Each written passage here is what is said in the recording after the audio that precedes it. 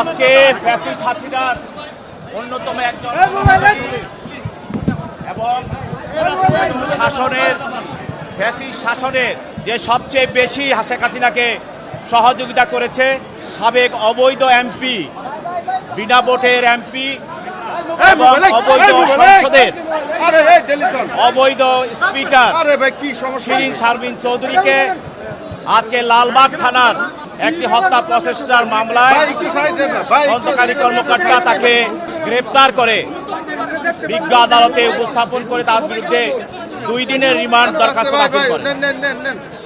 তদন্তকারী কর্মকর্তা আদালতকে বলেন, এই শিরিন শারমিন চৌধুরী ফ্যাসিস্ট হাসিনার একজন অন্যতম সহযোগী।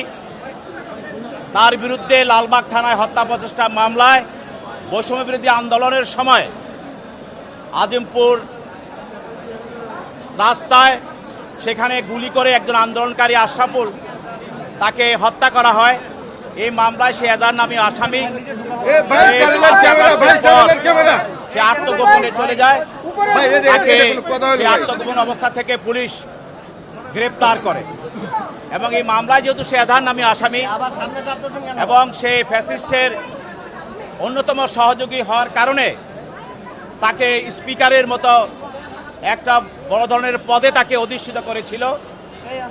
তার কাছে বৈষম্যবিরোধী ছাত্র আন্দোলনে যে আমাদের 1500 আমাদের ছাত্র জনতাকে হত্যা করা হয়েছে এবং 20,000 নেতা কর্মীকে চোখ, হাত, পা অঙ্গহানি করে তাদেরকে আহত করা হয়েছে। এই সব ঘটনার সঙ্গে এসব পরিকল্পনার সঙ্গে এবং গণভবন সহ বিভিন্ন জায়গায় যে পরিকল্পনাগুলো করা হয়েছিল এটার সঙ্গে শিরিন শারমিন চৌধুরী জড়িত।